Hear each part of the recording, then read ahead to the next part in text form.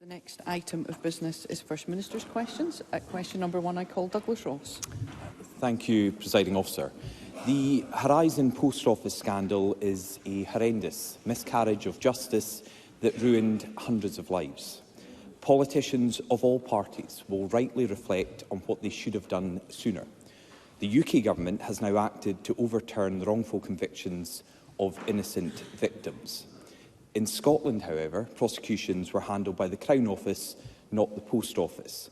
So can I ask the First Minister, has he established if a consent motion to UK law is the fastest way to clear all victims here in Scotland? And will he confirm to Parliament how he'll work with the UK Government to overturn these convictions as quickly as possible? First Minister. Presiding Officer, can I first and foremost pay tribute to Alan Bates and all the other hundreds of campaigners, sub-postmasters,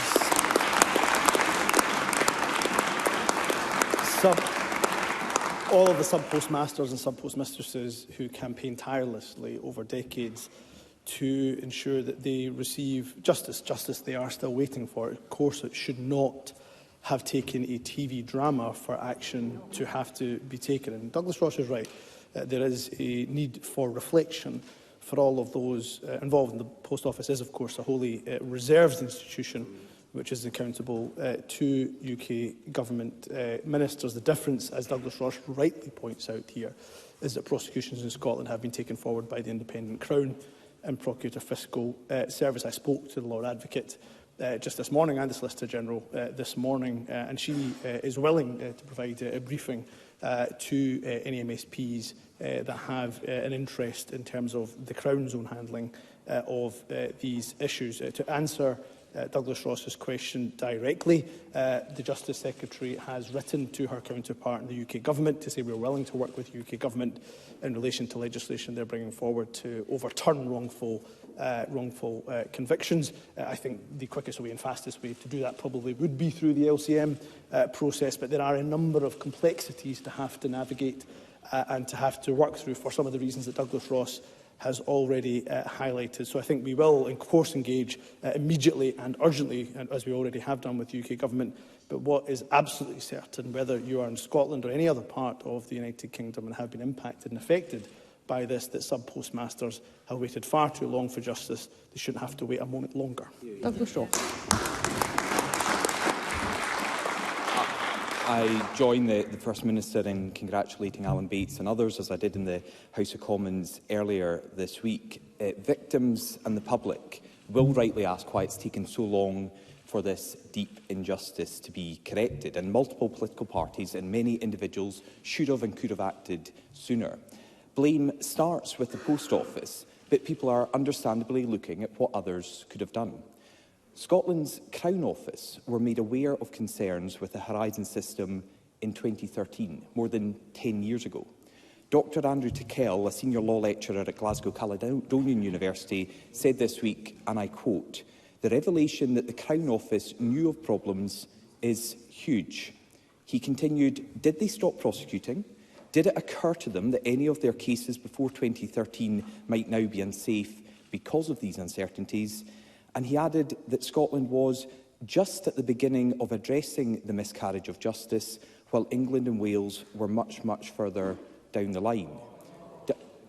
I'm just quoting a law professor, so I'm simply asking the First Minister... Let's hear Mr Ross. Does he agree that the process here in Scotland needs to be accelerated?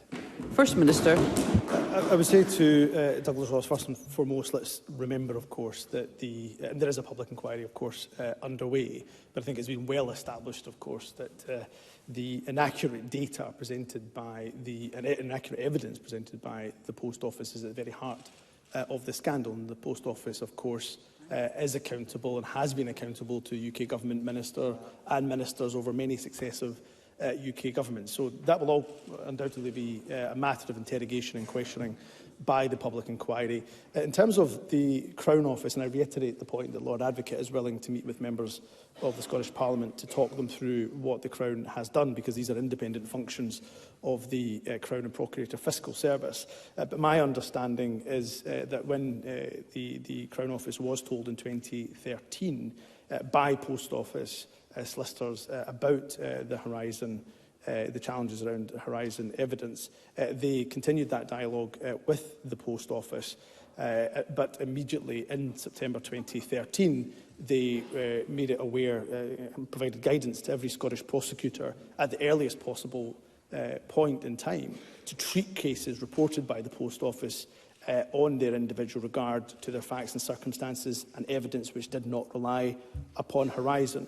They then spent the next couple of years between 2013 and 2015 in continual dialogue with the Post Office to try to get further detail around the evidential basis. And just to conclude, the position post-2015 with regard to assurances provided is that in 2015 the Crown Prosecution Service issued instructions to all prosecutors not to proceed with any Post Office case in which a sufficiency of evidence was dependent on evidence from the Horizon system. So no cases prosecuted effectively from 2015 where the evidence was dependent on evidence from the Horizon system.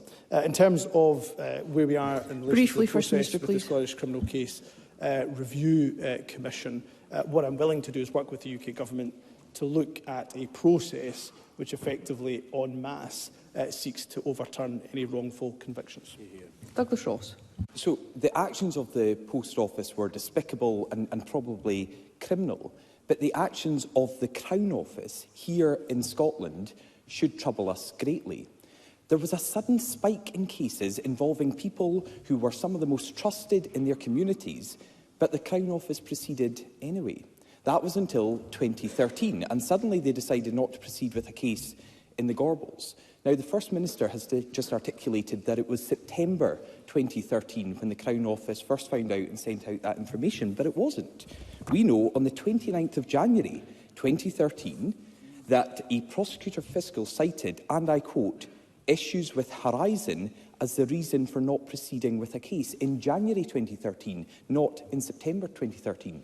Stuart Munro, convener of the Law Society of Scotland's Criminal Law Committee, said the Procurator Fiscal should have gone public. He says, and this is his quote, "The Procurator Fiscal has a legal duty to disclose relevant information of those accused of crimes, and that duty continues even after a trial is concluded.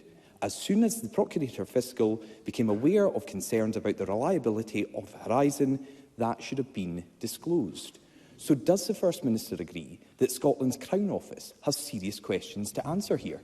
First Minister. What I would say to Douglas Ross, and I say this genuinely in sincerity, is that the real questions, of course, are for the Post Office and, of course, the information that Post Office provided, not just to the Crown, to government ministers as well. And that is why a public inquiry the First Minister. Is so important, and anybody who has questions to answer should cooperate with that public inquiry. But let's not forget the Post Office is a wholly reserved institution, directly accountable to UK government ministers.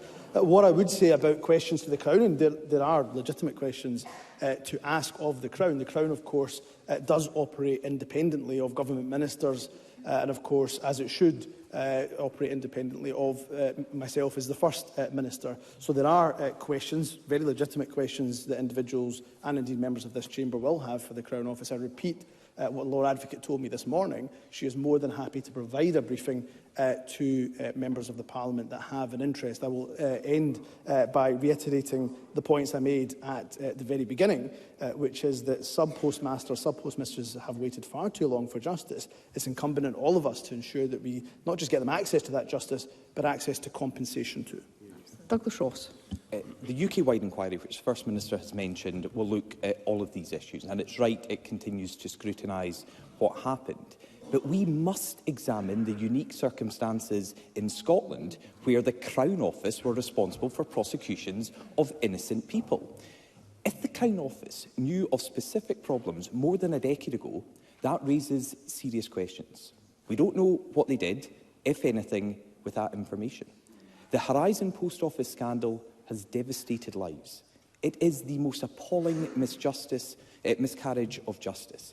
Good people were criminalised because of an IT failure they had nothing to do with and a cover-up that lasted for years. It's right that no stone is left unturned in seeking answers. The Crown Office in Scotland must be transparent. Prosecutors were aware of issues with the flawed Horizon system more than 10 years ago. So, First Minister, we don't need meetings or briefings from the Lord Advocate. We need her here in Parliament to answer questions about this scandal. Does the First Minister agree that the Lord Advocate should urgently come to this Parliament to answer questions? First Minister. Again, can I just remind Douglas Ross, and this is a really important point, of course, that the Lord Advocate, when she discharges her functions as head of the prosecution service, she does so independently of me. When I spoke to the Lord Advocate this morning, she was more than happy to consider whether it was a briefing, whether it was a ministerial statement, whatever was appropriate, she was willing to consider that. And I'm certain the Lord Advocate is listening to these exchanges. And of course, it will be for her to determine in her independent function as head of the prosecution service on terms of how she should answer any of those questions. Let me reiterate the point here that Scottish prosecutors were told in September 2013 to treat cases reported by the Post Office in regard to their facts and circumstances and evidence which did not rely upon Horizon. So they should be reported under individual regard.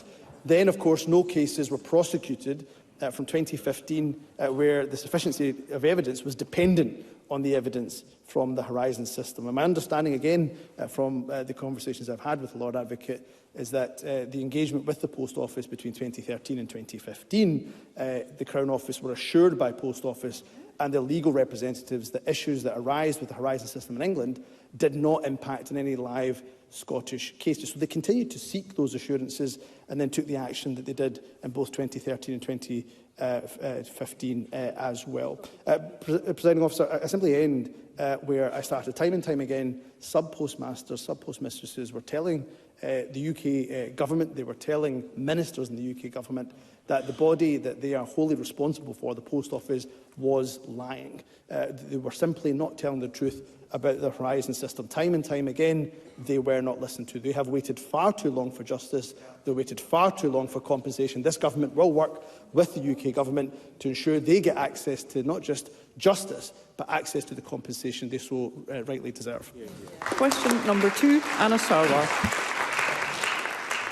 Presiding Officer, the lives of potentially hundreds of Scottish sub-postmasters and their families were ruined by Post Office and Fujitsu. People lost their livelihoods and in some cases even lost their lives. They've described being ostracised in their communities, their families shunned and their children targeted. It is a national disgrace.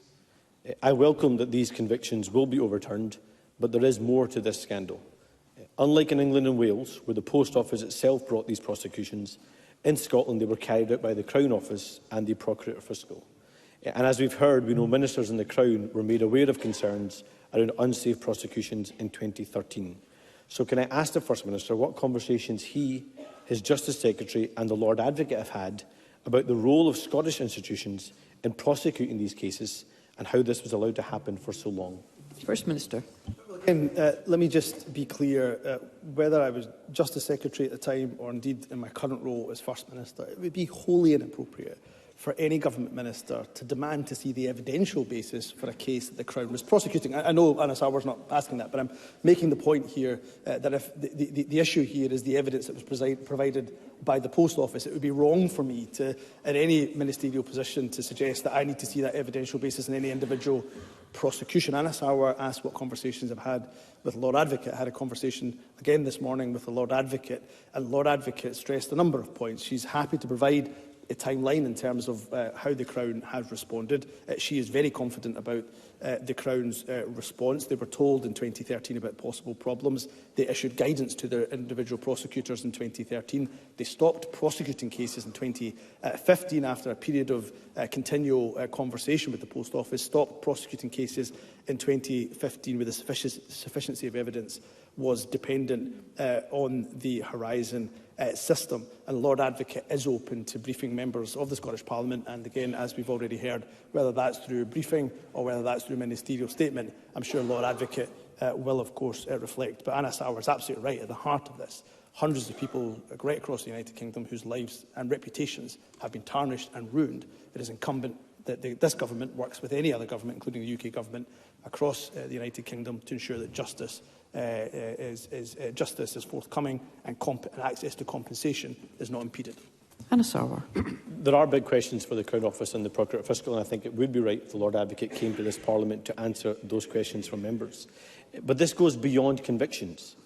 Disturbing accounts from the public inquiry have revealed that Post Office employees were going door to door in Scotland to threaten and extort money from sub-postmasters. In behaviour reminiscent of the mob, these stories show that the Post Office behaved like a private police force and showed little regard for the law in Scotland. Sub-postmasters were pressured into accepting accusations of false accounting and forced to hand over thousands of pounds that day or face imprisonment. First Minister, if any other organisation had behaved like this in Scotland, we would expect to see criminal investigations into their conduct. So does he agree that this potentially criminal behaviour by Post Office officials in Scotland should be properly investigated so this scandal does not go unpunished? First Minister. Can I say to Anna Sarwar, and I should have perhaps said this at the beginning of my response to Douglas Ross, I absolutely empathise in the strongest way possible with the harrowing tales that we've heard from sub-postmasters and sub-postmistresses right up and down the country. My own family are sub-postmasters. My late grandfather was a sub-postmaster, and my step-grand continues to be so, although not affected by this particular scandal. What I would say to Anna Sarwar, the big difference, of course, is that the Post Office does not have the ability to bring private prosecutions here in Scotland. That is very different, of course, to the situation in England and Wales. The behaviours of the Post Office should absolutely rightly be interrogated. That is why there is a public inquiry. And of course, if there are any behaviours that are possibly criminal in Scotland, again, it is not for me to investigate those. It would rightly be for the independent Crown and Procurator Fiscal Service to do so. I've got every confidence that the Crown will look into allegations or any allegations that are made to them about any potential criminal behaviour. Anna Sarwar.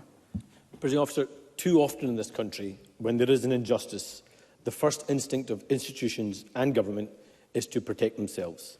Whether it's the sub-postmasters taking on the Post Office, the Hillsborough scandal, the C. diff scandal at the Vale of Leven, or victims at the Queen Elizabeth University Hospital.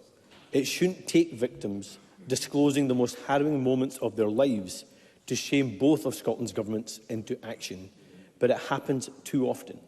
Government is meant to be on the people's side, but tragically when victims come looking for justice, all they get are more barriers put in their way. And the silence, denial and cover-up compounds the injustice and amplifies their pain. Now, ministers, be they Scottish or UK, always say we must learn the lessons and it can't be allowed to happen again. But it does. So does the First Minister agree that the priority for government should be truth and justice for victims rather than protecting institutions or protecting individual reputations? First Minister.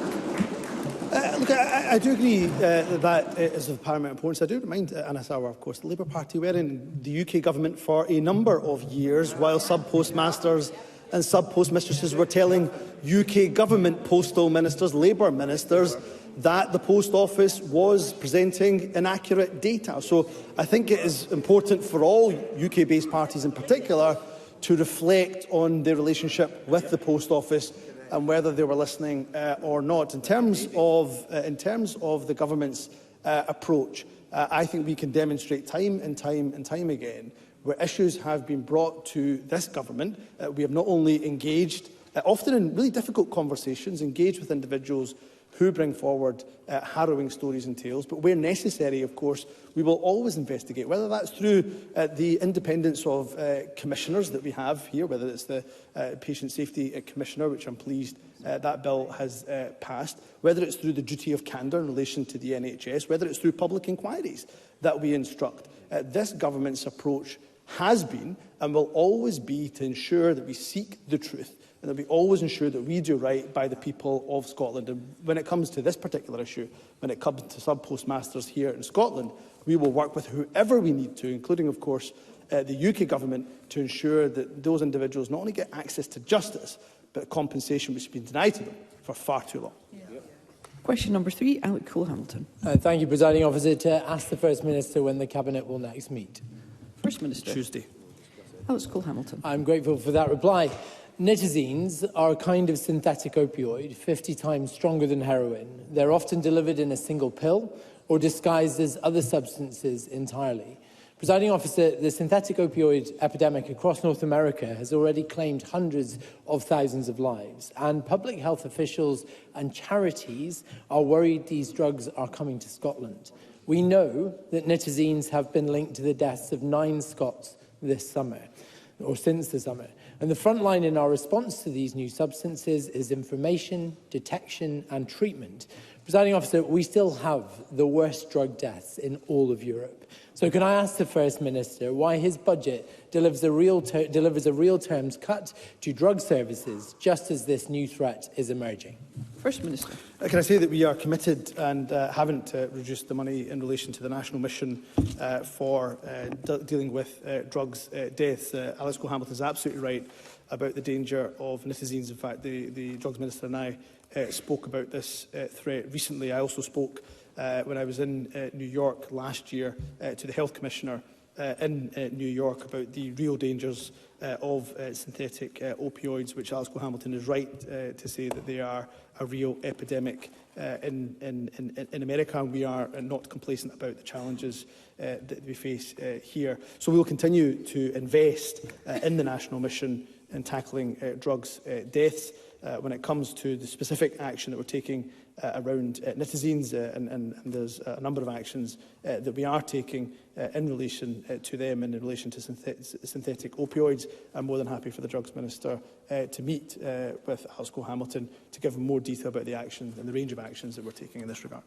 Question number 4, Stuart McMillan. Thank you, Presiding Officer. To ask the First Minister what the Scottish Government's position is regarding any implications for its net zero ambitions of the UK Government's offshore petroleum licensing bill, which seeks changes to the licensing regime, including how regularly licensing rounds are held. First Minister. Decisions on offshore oil and gas licensing remains reserved to the UK Government. The offshore petroleum bill, along with other recent announcements, demonstrates that it's not serious about the climate crisis. That instead of licensing ever more fossil fuel extraction, which the bill would absolutely see happen on an annual basis, the UK Government should be supporting a fair and just energy transition in line with its climate commitments. So we've repeatedly called for a rigorous climate compatibility test to be applied to all new oil and gas developments. However, the checkpoint introduced by the UK Government before the latest licensing round is neither robust nor is it frankly transparent. So here in Scotland we remain absolutely committed to a just transition to net zero by 2045. Stuart McMillan. I thank the First Minister for that reply. And the former UK Energy Minister Chris Skidmore has recently resigned as an MP in protest over the bill, and the COP26 President Sir Alec Sharma MP has stated that the bill, and I quote, reinforces that unfortunate perception about the UK rowing back on climate action. Presiding Officer, even those within the Tory party recognise the UK Government is not serious about climate change. And does the First Minister agree with me that the just transition to help retrain and reskill the oil and gas workforce is vital to help deliver the energy we use, that any party that forms the next UK Government needs to be serious about climate change and a push towards net zero, and that only as an independent nation the people of Scotland will get the energy policy fit for the future and also the emergency that we are facing? First Minister. Yes. Well, I do agree with that. I mean, the fact that the Prime Minister spent more time on his private jet than he did at COP28 tells you his level of commitment to tackling the climate crisis. And of course, 2023 Let's hear the First Minister. Was and has been confirmed as the hottest year on record. So those who refuse, in the face of all of that evidence, to take the necessary action are completely abdicating their responsibility, not just to current generations, but to the future generations and indeed to our planet as well. So I do agree, responding to the climate emergency is an absolute imperative. There should be a political consensus. I'm looking forward to meeting with party leaders later in the coming weeks to discuss how we can collectively work to tackle the climate crisis. And what would really help is that every time the Scottish Government, of course, proposes action to tackle the climate crisis, if the opposition didn't oppose it simply for its opposition's sake. Mark Cruskell. This latest episode in Tory climate denial threatens to deepen our reliance on climate-wrecking fossil fuels, exactly when we should be doubling down on cheap and clean renewables. In Scotland, we're making great progress, record investment in renewables as a result of planning reforms, and tens of thousands of quality new green jobs. And the draft energy strategy and just transition plan reflects both the scientific evidence of climate change and that economic opportunity by clearly stating a presumption against new oil and gas fields. So could I ask the First Minister what impact this new bill will have on that exact commitment? First Minister. I can say that as the Scottish Government, we absolutely value the exceptional role the oil and gas industry has played over many, many decades here in Scotland, and of course the exceptional efforts of hard-working, the incredibly hard-working workforce in the oil and gas industry. They are a vital service, a vital key component of Scotland's economic success. But it is the case, regardless of what anybody says in this chamber, the facts are the facts. And of course the North Sea is a declining basin. And therefore it is not just in the planet's interest, of that of course it is, to have that just transition to net zero. It's in our economic interest, given that decline of the North Sea basin, but also given the exceptional potential of our renewable sources, in order to ensure that that potential is unleashed. We are in the process of finalising that energy strategy and just transition plan in light of the consultation responses received, and our focus will be on reducing emissions and on that just transition away from fossil fuels and towards unleashing the potential of our net zero green technologies. Ash Regan. Thank you, Presiding Officer. As Rosebank comes on stream and the Forties, which accounts for around 40% of oil, continues to flow, refining must be carried out at Grangemouth. Will the First Minister commit today to bring together Unite the Union, Petro Ineos and the UK Government to create the required rescue package to increase the profitability of the plant and secure its long-term future as a Scottish refinery? First Minister. Well, the Future Industries Board, which is looking at this very issue, is meeting, I believe, in the coming weeks. And of course, Neil Gray and I have had conversations with the owners of the Grangemouth refinery, and there will be continued discussions that are ongoing. All of us want to see a viable future for Grangemouth. We also want to make sure it's a sustainable future and of course do our very best to ensure that there are not job losses at Grangemouth. So we will do what we can. That Future Industry Board will meet, and I'll ensure that of course Neil Gray writes to Ash Regan with the full details of the actions that we are taking, which includes not just engaging with the owners of Grangemouth, but also engaging with trade union colleagues too. Question number 5, Rose McCall. Thank you, Presiding Officer. To ask the First Minister what the Scottish Government's response is to reports that the promise is not on track to deliver effective change for Scotland's care-experienced people. First Minister. Keeping the promise is an absolute top priority for this Government. And when I met with Fiona Duncan, the independent strategic advisor for the promise late last year, she confirmed her view that the promise can be met by 2030, and I'm determined that we will do exactly that. Over the last year, we've made substantial progress on a whole range of aspects of the promise, including the Scottish recommended allowance for fostering kinship carers and investing £6 million in the Bairns House Pathfinders. There is, of course, more to do of that, there's simply no doubt, but let me assure the Chamber that this Government will do everything in our power to keep and also deliver the promise to Scotland's care-experienced people. Rose McCall. I thank the First Minister for that response. 4 years on, and the lives of care-experienced people in Scotland are no better. He will be aware of the comments of Megan Moffat of Who Cares Scotland, who said that despite laudable ambitions, there's no clear detail on how the promise should happen, who should do it, when by, and how much it will cost. The outgoing Children's Commissioner stated that Nicola Sturgeon absolutely failed Scotland's young people, and with that self-same MSP admitting recently that there is an implementation gap. So, First Minister, when will this SNP Green Government stop tinkering round the edges of meaningful change, empower and adequately fund our councils to do the job, get the promise back on track and stop failing most vulnerable people in our society? First Minister. I have to say it takes some level of brass neck for a Conservative member to stand here and demand more money for local services and local government when they are continually cutting our budget time and time again. A real terms cut to our budget over a number of years. I also disagree fundamentally with this suggestion from Ros McCall that things have not improved. When I look at the latest published data showing that there was almost 2,000 fewer looked after children July 2022 than at the start of the promise, which was July 2020. That's a 12.9% reduction. But these are not just numbers. That's almost 2,000 fewer children, young people, families that have been impacted positively and affected positively too. So I'm not suggesting to Ros McCall and anybody else that there are not issues in relation to the implementation of the promise. But in my recent meeting with Fiona Duncan, who I think is widely respected right across this chamber, there is a determination and understanding that we can absolutely keep the promise. And that's why we'll work with Fiona Duncan, with all the stakeholders in relation to keeping the promise on the implementation plan 2040-30. And I can promise those individuals, those young people, and indeed care experienced people, whatever stage of life they're at, that this government is absolutely resolute, unwavering in its commitment to keeping and delivering the promise to them. Nicola Sturgeon. Does the First Minister agree that to keep the promise, the significant progress that has already been made does need to continue and now intensify?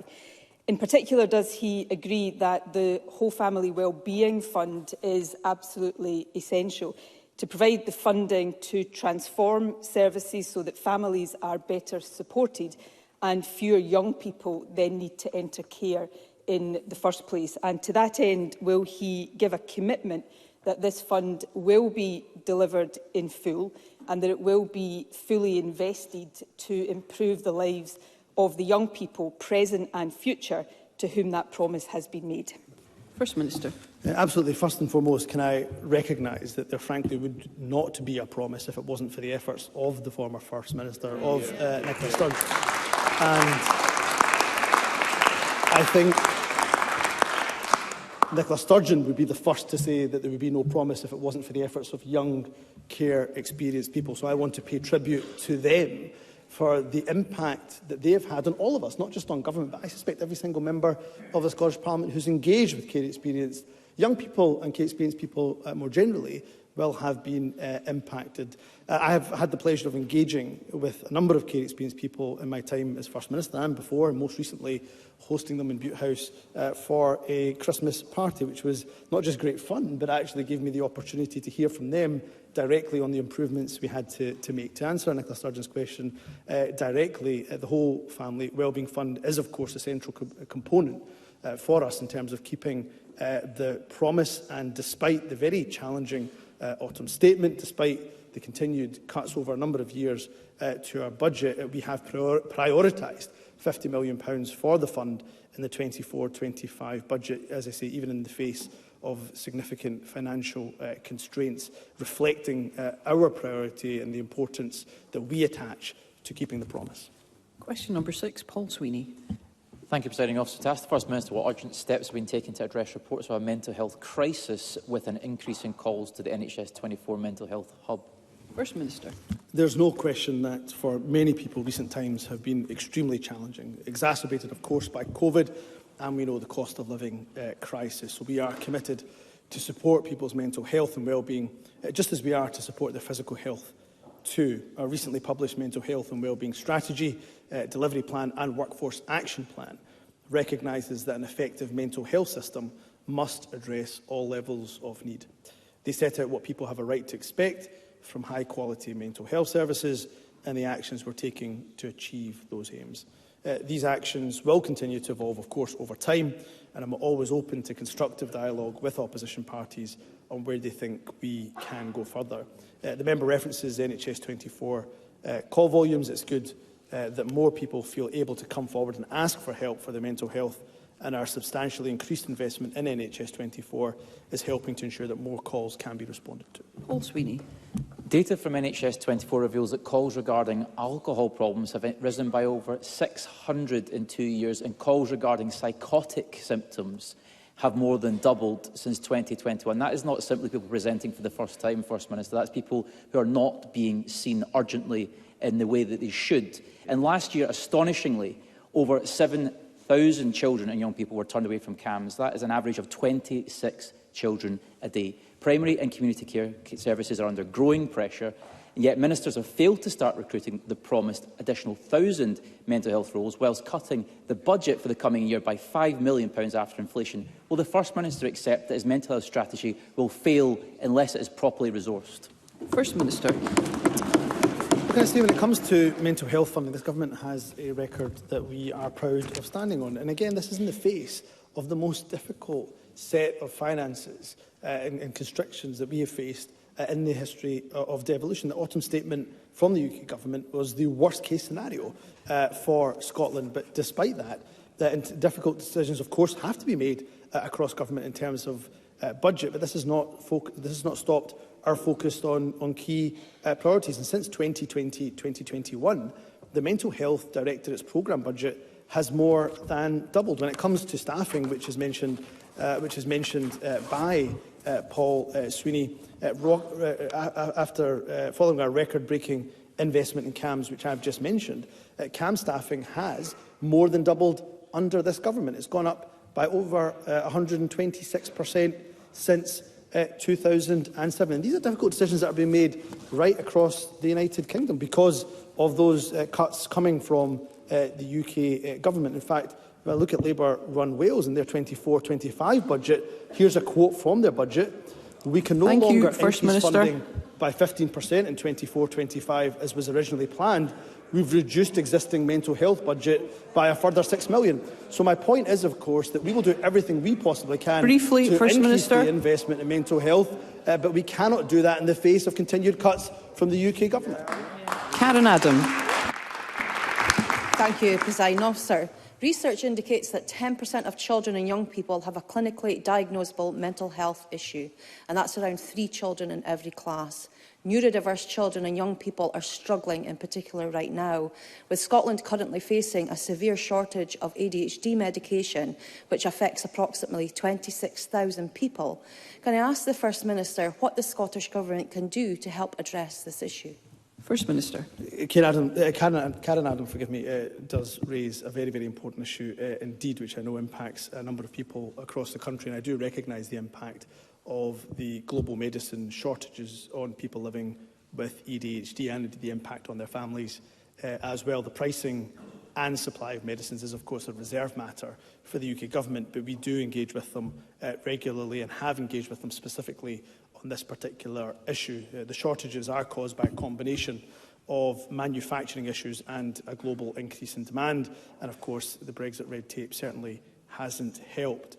It's anticipated that most of the shortages of ADHD medicine will be resolved this month. NHS Scotland has robust systems in place to manage medicine shortages when they do arise, and anyone who is affected should of course speak to the clinical team in the first instance. We move to general and constituency supplementaries, and I call Tess White. Presiding Officer. Matrix is one of Brechin's biggest employers, but most of its employees right now await news of their jobs as the manufacturing firm considers its future. Storm Babette has been blamed when the factory was under 4 feet of water with extensive machine damage. Can the First Minister tell us what his government has done to protect and preserve these highly skilled jobs in Brechin, and when the SNP will finally fulfil its promise to support the town at its greatest time of need? First Minister.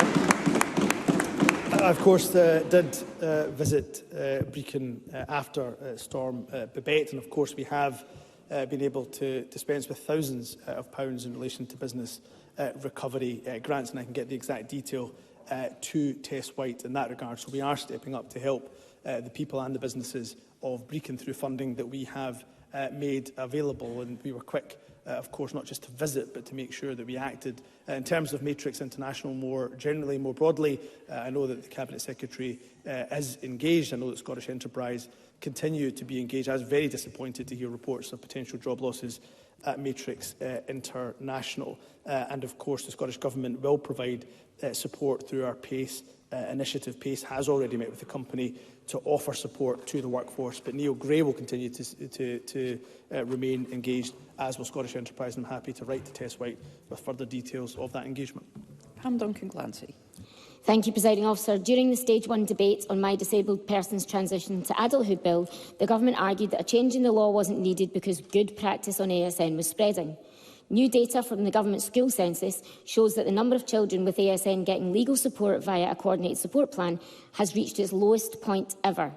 Despite promised action from this Government, including as far back as 2016, things are getting worse, not better, and a generation are failed. So can I ask the First Minister, with countless promises from his Government that things will get better, why is support for young people with additional support needs getting so much worse?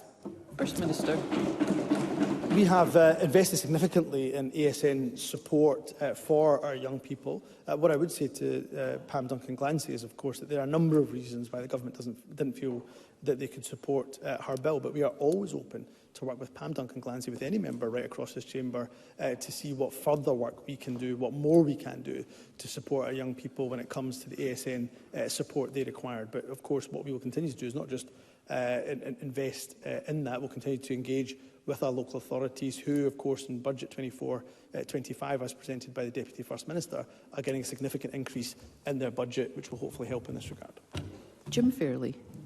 Thank you very much, Presiding Officer. First Minister, like many others, I've been contacted by constituents on the Scottish Government's position on the bully dog and the position of the bully dog breed, the XL bully dog breed.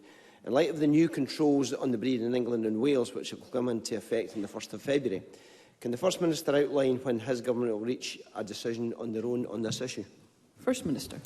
Well, first and foremost, it's probably worth saying that the description of what is happening in England and Wales is not a ban on XL bully dogs. Of course, they can still, owners can still keep an XL bully dog. They have to make sure it's registered on the exemption index. They have to fulfil the other criteria of the legislation. And of course, when this was first announced without any consultation with the Scottish Government, or indeed, as far as I can see, any consultation with animal welfare stakeholders, we committed the Scottish Government to engage with animal welfare stakeholders and, of course, to continue to engage with the UK Government. What has become clear, I'm afraid, in the last few weeks is that we have seen a flow of XL bully dogs coming to Scotland, a number of people coming to Scotland to bring XL bully dogs here to the country. As such, and we'll give further details to members of the Scottish Parliament through a ministerial statement if the Parliamentary Bureau agrees next week. We will, in essence, replicate the legislation that is in England and Wales here in Scotland, because ultimately, although we do have a very good system of dog control notice schemes, and we do take the approach of deed, not breed, we have to respond to the situation as it currently stands, and therefore we will do what we need to do to ensure public safety. But further detail will be given by the appropriate minister next week, subject to Parliamentary Bureau's agreement. Liam Kerr. Thank you, Presiding Officer. New figures show that 11 people have died and 69 have been seriously injured in accidents on the A96 in the last 4 years. The Scottish Government promised in 2011 that it would be dualled by 2030, but that is now subject to a review at a cost of £5 million and whose publication has been delayed by over a year. So, First Minister, when will this review finally be published, and will this government ever dual this killer road? First Minister. What, of course, doesn't help when it comes to our capital infrastructure projects is a 10% cut to our capital budget over the next 5 years. So what Conservative members can't do is come to this chamber, demand we continue to invest in roads, but simultaneously cut our budget time and time and time again. So as confirmed through our programme for government, we remain absolutely committed to improving the A96, including dualling Inverness to Nairn and the Nairn bypass, which already has ministerial consent following that public local inquiry. The Minister for Transport is due, I believe, is due to meet, I know, with members that have an interest in the A96 on the 25th of January. We'll provide a more detailed update on the scheme, along with details about how the review is being undertaken on the wider A96 corridor. However, in the interim, let me absolutely assure all members that preparation work continues at pace on the Inverness to Nairn, including Nairn bypass section, and I can advise that I expect orders for the scheme that will be made will be made in the first quarter of 2024 with a view to completing the necessary statutory process. And Neil Bibby. Thank you, Presiding Officer. The Accounts Commission today are discussing their report into Renfrewshire Council's handling of the Dargaville schools debacle, estimated to cost Renfrewshire's children and taxpayers up to £170 million. The Commission have stated the Council faces a challenge to rebuild trust and confidence. They have also stated the community will be dealing with the consequences of this error for some time. Given that, how can the First Minister have confidence in Renfrewshire Council when so many local parents don't?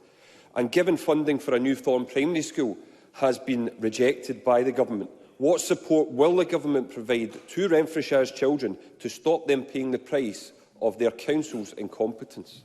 First Minister. Can I say, first and foremost, that Neil Bibby is right, and he has been right over a number of months, to raise the serious concerns that parents have in Renfrewshire over this particular situation, and the Council will have to reflect very hard in relation to how they rebuild trust with parents in this regard. We do have, from the Scottish Government's perspective, a good record of investing in schools in terms of new schools and also refurbishments right across local authorities, including, of course, in Renfrewshire as well. And in terms of what the Scottish Government can do, of course, through the budget announced by Deputy First Minister, the Budget 24-25, we are giving a significant uplift to local government. So we'll continue to engage with local government and with Renfrewshire Council on this issue, but it is the responsibility of the local authority and of Renfrewshire Council to ensure they rebuild trust with the parents and the families affected. Thank you. That concludes First Minister's questions. The next item of business is a member's business debate in the name of Rhoda Grant, and there will now be a short suspension to allow those leaving the chamber and public gallery to do so before the debate begins.